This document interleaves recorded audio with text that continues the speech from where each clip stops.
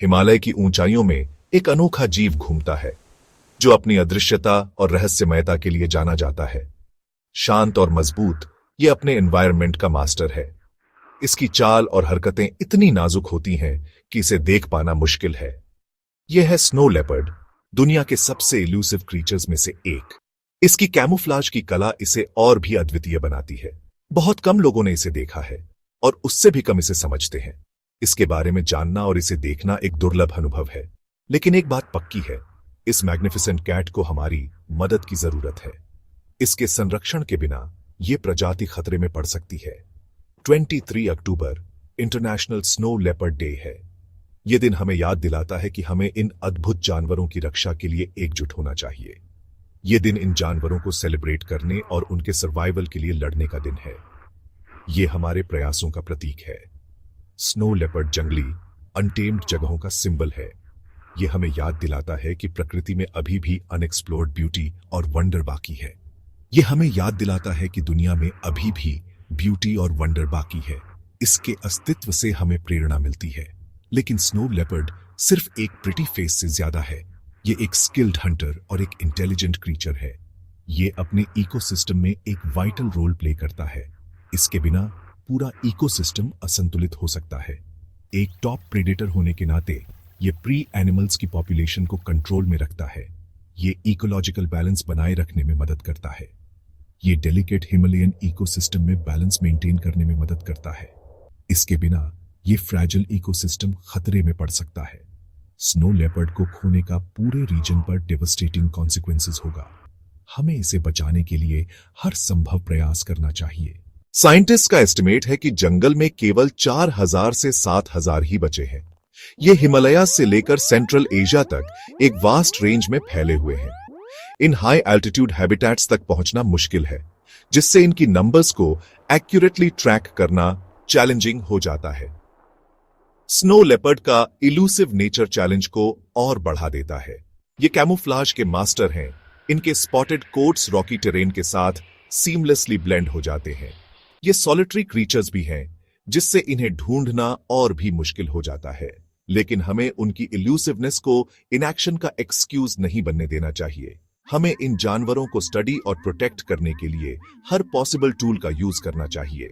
Snow leopard सिर्फ beautiful creature से ज्यादा है। ये अपने इकोसिस्टम की हेल्थ के लिए एसेंशियल है। इन हाई एल्टीट्यूड रीजन्स को अक्सर एशिया के वाटर टावर्स कहा जाता है। इनमें स्नो और आइस के वास्ट रिजर्व्स हैं, जो नीचे रहने वाले लाखों लोगों के लिए रिवर्स को फीड करते हैं। स्नो लेपर्ड्स अपने प्रे, जिनमें ब्लू शीप, आइबेक्स और मार्मट्स शामिल हैं, की पॉपुलेशन को रेगुलेट करने में मदद करते हैं। ये ओवरग्रेजिंग को रोकता है, जिससे सॉइल इरोजन और वाटरशेड का डिग्रेडेशन हो सकता है। स्नो लेपर्ड्स को प्रोटेक्ट करने का मतलब एक वास्ट रीजन के लिए वाटर के एक वाइटल सोर्स को प्रोटेक्ट करना है। सैडली, स्नो लेपर्ड्स को कई थ्रेट्स का सामना करना पड़ता है। क्लाइमेट चेंज उनके हैबिटेट को श्रिंक कर रहा है, उन्हें माउंटेन साइड्स पर ऊपर और ऊपर धकेल रहा है। जैसे जैसे उनका रेंज श्रिंक होता है, वे ह्यूमंस के क्लोजर कांटेक्ट में आने के लिए मजबूर होते हैं, जिससे कॉन्फ्लिक्ट होता है। पोचिंग एक और सीरियस थ्रेट है। ब्लैक मार्केट में स्नो लेपर्ड पेल्ट्स की बहुत डिमांड है और उनकी बोन्स का यूज ट्रेडिशनल एशियन मेडिसिन में किया जाता है। हमें एंटी पोचिंग एफर्ट्स को स्ट्रेंथन करना चाहिए और इन इलीगल प्रोडक्ट्स की डिमांड को कम करने के लिए काम करना चाहिए। Global snow leopard and ecosystem protection program या GSLEP जैसे ऑर्गेनाइजेशंस इन जानवरों और उनके हैबिटेट को कंसर्व करने के लिए काम कर रहे हैं। GSLEP कंजर्वेशन एफर्ट्स को कोऑर्डिनेट करने के लिए सभी 12 स्नो लेपर्ड रेंज कंट्रीज को एक साथ लाता है। इंडिया में secure Himalaya initiative human wild life conflict को कम करने और स्नो लेपर्ड हैबिटेट्स के पास रहने वाले कम्युनिटीज के लिए सस्टेनेबल लाइवलीहुड्स को प्रमोट करने के लिए काम कर रहा है। ये प्रोग्राम्स डिफरेंस ला रहे हैं, लेकिन हमें और ज्यादा करने की जरूरत है।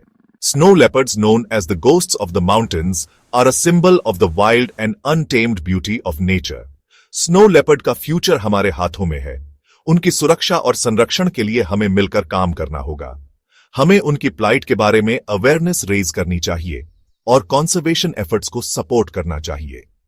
यह केवल एक प्रजाति की रक्षा नहीं है, बल्कि एक पूरे इकोसिस्टम की सुरक्षा है। हम सभी अपना कार्बन फुटप्रिंट कम करके रिन्यूएबल एनर्जी सोर्सेज को अपनाकर स्नो लेपर्ड्स को प्रोटेक्ट करने वाले ऑर्गेनाइजेशंस को सपोर्ट करके, उनके कंजर्वेशन प्रोजेक्ट्स में एक्टिवली पार्टिसिपेट करके और उनके इंपॉर्टेंस के बारे में लोगों को बताकर अपना योगदान दे सकते हैं। एजुकेशन और कम्युनिटी इन्वॉल्वमेंट इस मिशन के की एलिमेंट्स हैं। लद्दाख जैसे स्नो लेपर्ड हैबिटेट्स विजिट करने पर विचार करें। यह न केवल एक अद्वितीय अनुभव है, बल्कि कंजर्वेशन एफर्ट्स को भी बढ़ावा देता है।